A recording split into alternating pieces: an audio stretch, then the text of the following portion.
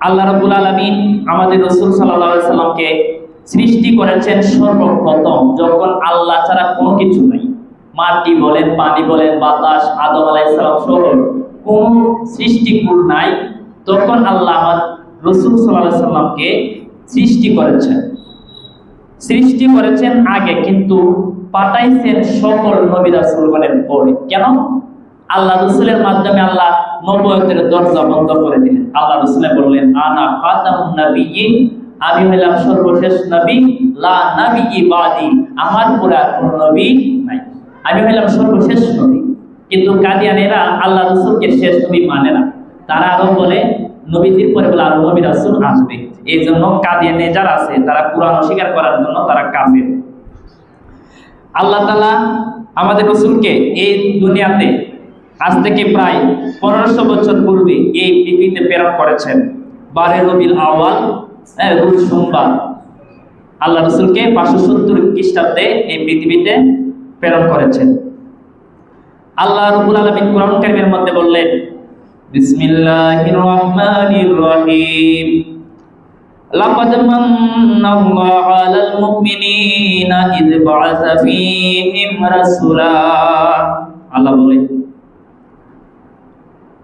অবশ্যই আল্লাহ তাআলা মুমিনগণের উপর করুণা করেছেন, দয়া করেছেন। কিভাবে? তিনি তাদের মাঝে রাসূল সাল্লাল্লাহু আলাইহি সাল্লামকে প্রেরণ করে দিয়েছেন। আল্লাহ রাসূলকে প্রেরণ করে দিয়েছেন। আল্লাহ তাআলা কোরআন কারীমের মধ্যে আরো ইরশাদ করলেন, অবশরাল্লাহু তাআলা, মহান আল্লাহ আমাদের নবী করিম সাল্লাল্লাহু আলাইহি সাল্লামের মিলাদের সুসংবাদ দিয়েছেন তার বাণীর দ্বারা। মিলাদা নবিয়ানা সাল্লাল্লাহু আলাইহি সাল্লাম কি কাউলিহি, আল্লাহর বাণী দ্বারা কি? আল্লাহ বললেন, ওয়াইদ আখাযাল্লাহু মিসাকান নাবিয়্যিনা লামা আতাইতুকুম মিন কিতাবিন ওয়া হিকমাতিন সুম্মা জাআকুম রাসূলুন মুসাদ্দিকুল লিমা মাআকুম লা তুমিনুন্না বিহি ওয়া লা তানসুরুন্না। আল্লাহ রাব্বুল আলামিন কুরআনুল কারীমের মধ্যে আমাদের নবী রাহমাতুল লিল আলামিনের মিলাদের আলোচনা করতেছেন। আল্লাহ অনেকে কয় মিলাদ শরীফের আলোচনা করা যাবে না, বিদআত। অথচ আল্লাহ রূহুল জগতে মিলাদের আলোচনা করেছেন। আল্লাহ তাআলা দুইটা মজলিসের আহ্বান করলেন। একটার মধ্যে আমরা সবাই ছিলাম, সমস্ত নবী রাসূল ছিলেন, সমস্ত মানুষ ছিলেন। আল্লাহ রাব্বুল আলামিন বললেন, আলাস্তু রাব্বিকুম, আমি কি তোমাদের প্রভু নয়? আমরা সবাই চুপ হয়ে রইলাম, আমরা কেউ উত্তর দিতে পারি নাই। আর আমাদের রাসূল সাল্লাল্লাহু আলাইহি ওয়াসাল্লাম হঠাৎ করে বললেন, বালা, হ্যাঁ আপনি আমাদের প্রভু। এই কথা শোনার পরে সমস্ত নবী রাসূল সহ আমরা সবাই বলছিলাম, বালা, আপনি আমাদের প্রভু। আল্লাহ এরপরে আর কোনো কথা বললেন না। এরপরে এই মিটিংটা, এই সমাবেশটা বন্ধ করে দিলেন। এরপরে আল্লাহ আরেকটা গোপন মিটিং করলেন, যে গোপন মিটিং এর মধ্যে আমাদের রাসূল রয়েছে, সমস্ত নবী রাসূল রয়েছে। ওই নবী রাসূলদেরকে আমার আল্লাহ রাব্বুল আলামিন কুরআনুল কারীমের মধ্যে আয়াত নাযিল করে বললেন, হে আমার নবী রাসূলরা, ও আমার নবী রাসূলরা, ওয়া ইযা আখাযাল্লাহু মিসাকান নাবিয়িনা লামা আতাইতুকুম মিন কিতাবিন ওয়া হিকমাতিন সুম্মা জাআকুম রাসূলুন মুসাদ্দিকুল লিমা মাআকুম লা তুমিনুন্না বিহি ওয়া লা তানসুরুন্না। আল্লাহ রাব্বুল আলামিন আমার রাসূলকে সামনে লইয়া সমস্ত নবী রাসূলকে বললেন, হে নবী রাসূলরা, তোমরা শুনে নাও, তোমরা দুনিয়াতে যাইবা, মানুষদেরকে হেদায়েতের বাণী শোনাইবা। তোমরা একজন যাইবা, তোমরা সাল্লাম, শীশ আলাইহিস সালাম, ইব্রাহিম আলাইহিস সালাম সহ ঈসা নবী পর্যন্ত আমি প্রেরণ করব। প্রেরণ করার পরে সর্বশেষ আমার রাসূলকে আমি পাঠাবো। পাঠানোর পরে তোমরা কি করবা আমি তোমাদেরকে জানায়া দেই। আল্লাহ রাসূলকে বলতেছেন, স্মরণ করুন যখন আল্লাহ নবীগণ হতে অঙ্গীকার নিয়েছেন, যে নবীগণ থেকে অঙ্গীকার দিলেন, বলতেছেন, হে নবী রাসূলরা, আমি তোমাদেরকে কিতাব দিব, তোমাদেরকে হিকমত দিব, তোমরা কিতাবের জ্ঞান পাইবা, হিকমত পাইবা। অতঃপর একজন রাসূল আসবেন, যিনি তোমাদের সাথে যা রয়েছে এগুলার সত্যায়ন করবে। আমাদের নবী আসবে, অন্যান্য নবী রাসূল যা মানুষদেরকে বলবে এগুলার সত্যায়ন করবে। এরপরে আল্লাহ রাব্বুল আলামিন কয়, সুম্মা জাআকুম রাসূলুম মুসাদ্দিকুল লিমা মাআকুম লা তুমিনুন্না বিহি ওয়া লা তানসুরুন্না।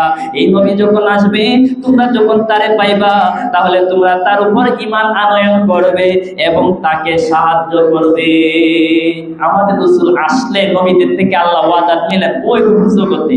দ্বিতীয় মিটিং এর মধ্যে নবী যখন চলে যাবে, ওই মিটিং এর মধ্যে বলতেছেন, ওই নবী যখন তোমাদের কাছে আসবে, তোমরা যা কিছু প্রচার করেছো এগুলা যখন সত্যায়ন করবে, তোমাদের এই যখন কাছে চলে আসবে, তোমরা তারে সাহায্য করবা, তার উপর ঈমান আনবা। সুবহানাল্লাহ। মিলাদের আলোচনা। মিলাদ মানে নবীজির জন্ম বৃত্তান্তের আলোচনা। মিলাদ মানে নবীজির জন্ম বৃত্তান্তের আলোচনা। আল্লাহ রূহুল জগতে করেছেন, বর্তমানে বলতেছে এগুলা বলে বেদাত। জুড়ে বলি নাউযুবিল্লাহ। এরপরে ঈসা আলাইহিস সালাম যখন এই কথা আল্লাহ জানায় দিলেন, রূহুল জগতের নবী ঈসা যখন আসলেন, সমস্ত নবী রাসূল আমাদের রাসূলের কথা বলে গেছেন। তাওরাত কিতাবের মধ্যেও আমাদের রাসূলের কথা ছিলেন, জাবুর কিতাবের মধ্যে আমাদের রাসূলের কথা ছিলেন, ইনজিল কিতাবের মধ্যে আমাদের রাসূলের কথা ছিলেন। এই নবীজি আসবে, এই নবীজি আসবে, অনেক আলোচনা আছে। ঈসা আলাইহিস সালাম খুশি হয়ে তার উম্মতের নিকট সর্বশেষ নবী সাল্লাল্লাহু আলাইহি সাল্লামের মিলাদের সুসংবাদ দিয়েছেন। এভাবে ঈসা নবী অন্যান্য এই উনার যে উম্মত রয়েছে তাদেরকে তিনি সুসংবাদ দিচ্ছেন ইনদা উম্মতিহি, তার উম্মতের কাছে। কিভাবে? বিকাউলি, তার বাণীর দ্বারা, মুবাশশিরান বিরাসূলিন ইয়াতি মিন বাদি ইসমুহু আহমদ, আমার পরে এমন একজন নবী আসবে যার নাম হলেন আহমদ। সুবহানাল্লাহ। যার নাম হবে আহমদ, যার নাম আরেক নাম হবে মুহাম্মদ। সুবহানাল্লাহ। যিনি চরম প্রশংসিত এবং চরম সবচেয়ে বেশি প্রশংসাকারী। আল্লাহ সবচেয়ে বেশি প্রশংসা করেন কে? আমাদের রাসূল সাল্লাল্লাহু আলাইহি ওয়াসাল্লাম।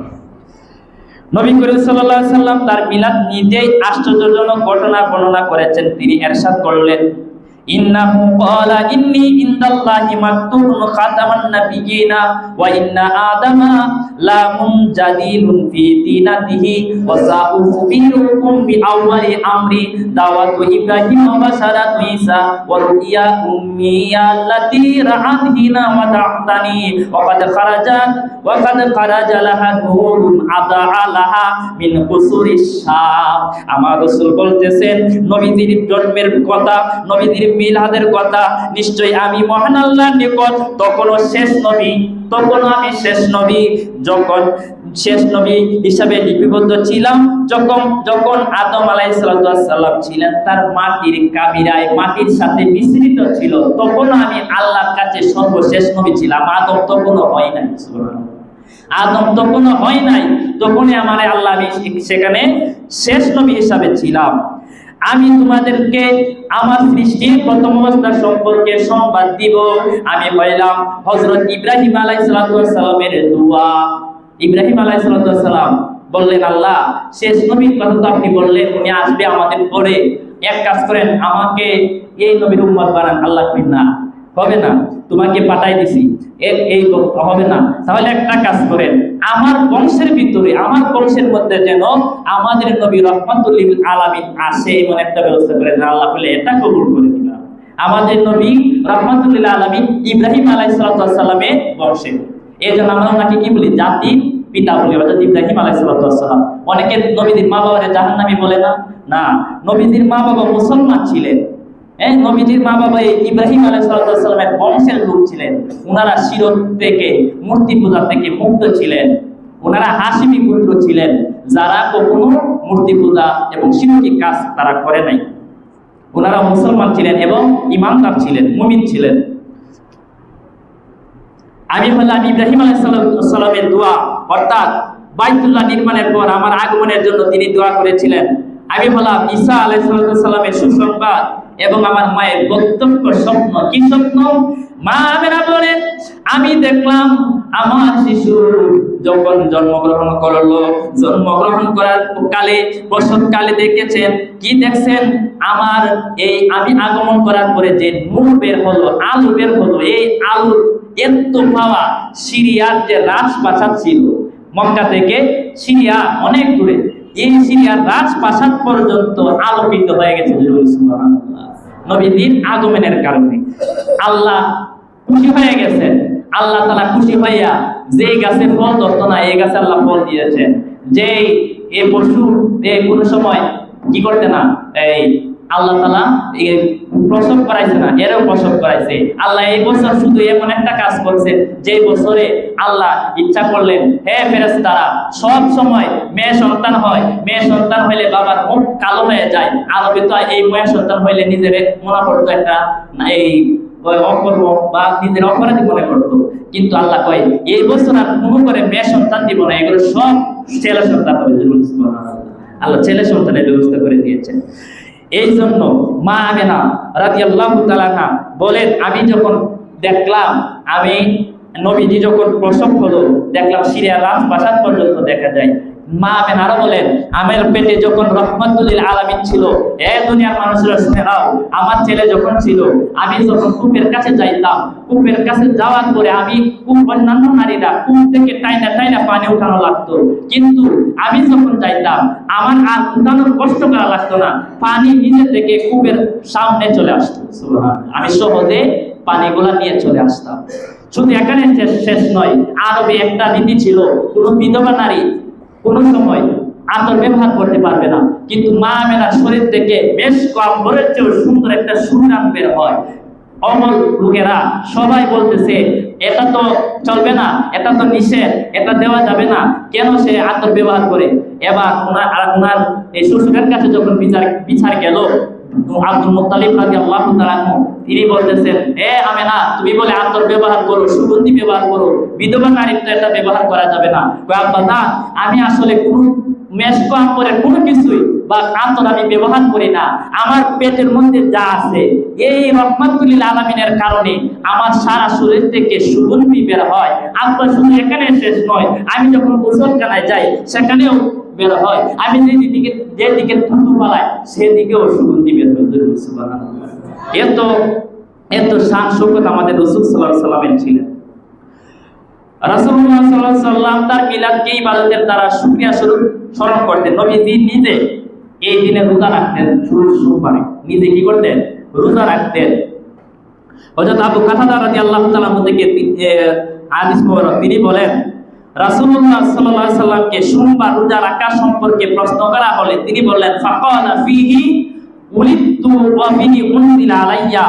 তিনি উত্তর করলেন, এই দিন আমি জন্মগ্রহণ করেছি এবং এই দিনে আমার প্রতি ওহী অবতীর্ণ করা হয়েছে, এই জন্য আমি এই দিনে রোজা রাখি। সাহাবায়ে কেরাম রাসূলুল্লাহ সাল্লাল্লাহু আলাইহি ওয়াসাল্লামের মিলাদের আলোচনা করতেন। অনেকে কয় মিলাদের আলোচনা তখন ছিল না, তখনও ছিল, আল্লাহ নিজে করছেন। সাহাবায়ে কেরাম মসজিদ ডাইকা এই মিলাদের আলোচনা করেছেন। যেমন কায়েস ইবনে মাকরামা রাদিয়াল্লাহু তাআলা বলেন, আমি ও রাসূলুল্লাহ সাল্লাল্লাহু আলাইহি ওয়াসাল্লাম 35 বছর জন্মগ্রহণ করেছি। তিনি বলেন, হযরত উসমান ইবনে আফফান রাদিয়াল্লাহু তাআলা কুবাইস ইবনে হুসাইম রাদিয়াল্লাহু তাআলা কে জিজ্ঞাসা করলেন, আপনি বলো না নবীজি বলো? উত্তরে তিনি বললেন, রাসূলুল্লাহ সাল্লাল্লাহু আলাইহি ওয়াসাল্লাম আমার থেকে বড়, আর মিলাদ তত জন্মের দিক থেকে তার থেকে আগে, আমি তার থেকে আগে, আমি একটু বয়সে বড়, কিন্তু এমনি আমার থেকে বড়। নিশ্চয় আমাদের নবী সাল্লাল্লাহু আলাইহি ওয়াসাল্লাম মহান নিয়ামত। আমাদের নবী বলেন মহান নিয়ামত, শুধু মহান নিয়ামত না, রাহমাতুল লিল আলামিন। আল্লাহ বলেন, ওয়া মা আরসালনাকা ইল্লা রাহমাতাল লিল আলামিন। নবী গো, আপনার আমি সমস্ত জগতের রহমত হিসাবে প্রেরণ করেছি। সুবহানাল্লাহ, মনে রাখবেন এখানে একটা শব্দ আছে রহমত। আল্লাহ তাআলা কুরআনুল কারীমের মধ্যে কি বলতেছেন এই ব্যাপারে আয়াত আসবে। তাই আমাদের উচিত আল্লাহর নিয়ামতকে স্মরণ করা, খুশি ও ইবাদত দ্বারা শুকরিয়া আদায় করা। যেমন মহান আল্লাহ বলেন কোরআন কারীমের মধ্যে, ওয়াশকুরু নি'মাতাল্লাহি ইন কুনতুম ইয়াহু তা'বুদুন। তোমরা আল্লাহর নিয়ামতের শুকরিয়া আদায় করো যদি তোমরা তারই ইবাদত করো। আল্লাহ তাআলা আরো বললেন, আল্লাহ তাআলা আমাদেরকে তার ফজল রহমতের শুকরিয়া আনন্দ প্রকাশ করার জন্য নির্দেশ দিয়েছেন। তার মানে আপনি বলুন। আল্লাহ রাব্বুল আলামিন কুরআনুল কারীমের মধ্যে বললেন, কুল বিফাদলিল্লাহি ওয়া বিরাহমাতিহি ফাবিযালিকা ফালইফরাহু হুয়া খায়রুম মিম্মা ইয়াজমাউন। আল্লাহ রাব্বুল আলামিন বললেন, আপনি বলুন আল্লাহর করুণা পাওয়ার পরে, আল্লাহর দয়া পাওয়ার পরে, তার রহমত পাওয়ার পরে, ওয়া বিরাহমাতিহি রহমত পাওয়ার পরে, আমি বলছিলাম রাহমাতুল লিল আলামিন, এখানে বলতেছেন রহমত পাওয়ার পরে ফাবিযালিকা তারা যেন ফালইফরাহু, ফালইফরাহু মানে খুশি করা, ঈদ ঈদ অর্থ খুশি করা, ফালিয়াফরাহু অর্থ খুশি করা। সিনোনিম, সিনোনিম বলে একই শব্দ, একই অর্থ, শব্দ আলাদা। এইখানে আল্লাহ বলতেছেন ফালিয়াফরাহু, তারা যেন কি করে, এই আল্লাহর ফজল পাওয়ার পরে, আল্লাহর রহমত পাওয়ার পরে ফালিয়াফরাহু, তারা যেন খুশি উদযাপন করে। হুয়া খায়রুম মিম্মা ইয়াজমাউন, আর এই খুশি উদযাপন করা তারা যা কিছু অর্জন করেছে সব কিছুর চাইতে উত্তম। সুবহানাল্লাহ বলে, সব কিছুর চাইতে উত্তম। তাহলে এখানে ফালিয়াফরাহু, ফালিয়াফরাহু সিনোনিম কোনটা? ঈদ। ফালিয়াফরাহু সিনোনিম ঈদ। এই ফালিয়াফরাহু মানে খুশি উদযাপন করা, ঈদ মানেও খুশি উদযাপন করা। তাহলে কোরআনের আয়াতের মধ্যে আমরা ঈদের কথা পাইছি কি পাইছি না? মিলাদের কথা তো কোরআনও আছে, হাদিসেও আছে। এই মিলাদ যারা মানে না এরা কোরআন স্বীকার করে। কেউ যদি বলে নবীর মিলাদ মানি না, জন্ম মানি না, তাহলে কুফরি হয়ে যাবে, কাফের হয়ে যাবে। কারণ জন্ম নাই একমাত্র আল্লাহ। আল্লাহ বলেন কুল হুয়াল্লাহু আহাদ, বলুন আল্লাহ এক, আল্লাহুস সামাদ, তিনি অদ্বিতীয়, লাম ইয়ালিদ ওয়া লাম ইউলাদ, তিনি কাউকে জন্ম দেই নাই। আল্লাহ কাউকে জন্ম দিয়েছে? আল্লাহ কাউকে জন্ম দেননি। ওয়া লাম ইয়াকুল লাহু কুফুয়ান আহাদ, কারো থেকে জন্মগ্রহণ করেন নাই। হ্যাঁ, আল্লাহ রাসূল সাল্লাল্লাহু আলাইহি ওয়াসাল্লাম কারো থেকে জন্মগ্রহণ করেন, আমাদের নবী আল্লাহ তাআলা কারো থেকে জন্মগ্রহণ করেন নাই, জন্ম দেন নাই। তাহলে জন্ম নাই শুধু আল্লাহ, মৃত্যু নাই শুধু আল্লাহ, যিনি হুয়াল হাইয়ুল কাইয়্যুম, চিরস্থায়ী চিরঞ্জীব, ওনার কোনো জন্মও নাই, মৃত্যুও নাই। আর আমাদের রাসূলের মিলাদ আছে। রাসূলুল্লাহ সাল্লাল্লাহু আলাইহি ওয়াসাল্লাম হলেন আল্লাহর রহমত, যেমন আল্লাহ তাআলা ইরশাদ করলেন ওমা আরসালনাকা ইল্লা রাহমাতাল লিল আলামিন, কোরআন কারীমের মধ্যে আসছে। আর তাফসীর গ্রন্থের মধ্যে আছে আমাদের নবী এই যে ফজলের কথা বলল, রহমতের কথা বলল, রহমত দ্বারা আমাদের রাসূলকে আল্লাহ তাআলা বুঝাইছে। হযরত আবু লাহাব কি করলেন দেখেন, আবু লাহাব কিন্তু সে আল্লাহ রাসূলের কাছে ঈমান আনয়ন করে নাই। ঈমান আনয়ন না করার কারণে সে কুফরি অবস্থায় মৃত্যুবরণ করে। এরপরেও যখন শুনতে পারছে বাতিজা হয়েছে, আবু লাহাবের বাতিজা মুহাম্মদ সাল্লাল্লাহু আলাইহি ওয়াসাল্লাম, আল্লাহ তাআলা কি করলেন দেখেন, তাব্বাত ইয়াদা আবি লাহাবি ওয়া তাব, একটা কোরআনের আয়াত নাযিল করে দিলেন, একটা সূরা নাযিল করে দিলেন। কেন? এটাও বলতেছি। আবু লাহাব যখন, আমাদের নবী যখন জন্মগ্রহণ করলেন, জন্ম হওয়ার পরে এত খুশি হয়ে গেলেন। খুশি হওয়ার পরে একটা আঙ্গুল আছে, শাহাদাত আঙ্গুল দিয়ে ইশারা করলেন, এ দাসী, এ আমার দাসী, একটা কাজ করো, তোমারে আমি এইভাবে মুক্তি করে দিলাম। ওনার দাসী ছিল, বলতেছে তোমার আমি মুক্তি করে দিলাম, আমার মুহাম্মদ আমার ভাতিজা জন্মগ্রহণ করেছে, এই খুশিতে আমি তোমারে মুক্তি করে দিলাম। যখন আবু লাহাব মারা গেল, তাকে তার পরিবারের লোক স্বপ্নে দেখলেন। হযরত আব্বাস রাদিয়াল্লাহু তাআলাকে স্বপ্নে দেখানো হলো যে সে খারাপ অবস্থায় আছে। স্বপ্নে দেখনেওয়ালা তাকে প্রশ্ন করলেন, তোমার কি অবস্থা? আবু লাহাব বলল, বুখারী শরীফের হাদিস, আমি অত্যন্ত আযাবের মধ্যে রয়েছি, আমি আযাবের মধ্যে আছি, আমি ঈমান গ্রহণ না করার কারণে, তবে মিলাদুন নবীতে খুশি হয়ে সুয়াইবা নামক দাসীকে মুক্তি দেওয়ার কারণে সেই দিন তথা সোমবার আমাকে এই শাহাদাতের আঙ্গুল থেকে কি পানি জানি পান করানো হয়, ওই সময়ে আমার সবচেয়ে ভালো লাগে, আমি আরামে থাকি, আযাবে থাকি না। বলতেছে আমি আযাবে আছি, কিন্তু সোমবারে, প্রত্যেক সোমবারে আমি আর আযাবে থাকি না, আমারে আল্লাহ তাআলা আযাব থেকে মুক্ত করে দেন। এই আবু লাহাব কি করলেন, নবী যখন জন্মগ্রহণ করলেন তখন সুয়াইবা নামক দাসীকে মুক্ত করে দিলেন, কিন্তু ঈমান আনে নাই। যখন নবীজি ঈমানের দাওয়াত দিলেন, ইসলামের দাওয়াত দিলেন, সে বলল, না মুহাম্মদ, তুমি কি ধর্ম পালন করছো, বাপ-দাদার ধর্ম ছেড়ে দিতা? না, সম্ভব না। তিনি কাফের অবস্থায় মৃত্যুবরণ করলেন। এমনকি নবীজিকে মারার জন্য, শহীদ করার জন্য সে পাহাড়ে দড়ি লইয়া লইয়া করলো। আল্লাহ বলতেছেন, তাব্বাত ইয়াদা আবি লাহাবিম ওয়া তাব, আবু লাহাবের দুই হাত ধ্বংস হোক। যে হাত দিয়া নবীজিকে মারার জন্য, শহীদ করার জন্য ঘোরাঘুরি করতেছে, তার হাত যেন ধ্বংস হয়ে যায়। আল্লাহ নিজে গালি দিলেন। নিজে কি দিলেন? অনেকে কয় না নবীর দুশমনে বললাম, অনেকে গালি দেয়, তো কেন এত উগ্রতা দেখাও? আল্লাহ নিজে বলতেছেন, তাব্বাত ইয়াদা আবি লাহাবিম ওয়া তাব, আবু লাহাবের দুই হাত ধ্বংস হয়ে যায়। আল্লাহ বদুয়া দিলেন, বদুয়া দিয়ে দিলেন। শুধু এখানে শেষ নয়, আল্লাহ রাসূল যখন একজন আল্লাহ রাসূলের উম্মতে ছিল, কিন্তু মুনাফিক আব্দুল্লাহ ইবনে উবাই ইবনে সুলুল, সে নবীজির সাথে থাকতো, মিশত গিয়া কাফির মুশরিকদের সাথে। অনেকে আছে না, তাহে সুন্নিরার সাথে, আবার গিয়া তাহে ওয়াহাবিদের সাথে। আমরাই তা বুঝি না, আমরা আছি, আমরা মুসলমান, এরা বল মুসলমান। হ্যাঁ, এইরকম আব্দুল্লাহ ইবনে উবাই ইবনে সালুল মুনাফিক কি করছে সব সময়। এরপরে যখন সে মারা গেল, আল্লাহ রাসূল তার জানাজা করলো, নিজের গায়ের জামা যখন জড়াইয়া দিল, আল্লাহ সহ্য হয় নাই, আল্লাহ আয়াত নাযিল করে দিলেন, না আপনি মুনাফিকের জানাজা পড়তে পারবেন না, আপনি আপনার শত্রু যারা তাদের জানাজায় আপনি যেতে পারবেন না, আল্লাহ আয়াত নাযিল করে দিয়েছে।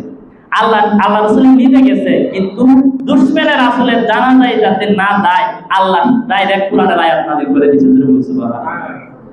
এই জন্য আমরা এই আল্লাহ রাসূলকে বেশি বেশি এই মাসে স্মরণ করব। আল্লাহ তাআলা কোরআন কারীমের মধ্যে বললেন, লাকাদ জাআকুম রাসূলুম মিন আনফুসিকুম আজিজুন আলাইহি মা আনিতুম হারিসুন আলাইকুম বিল মুমিনিনা রাউফুর রাহিম।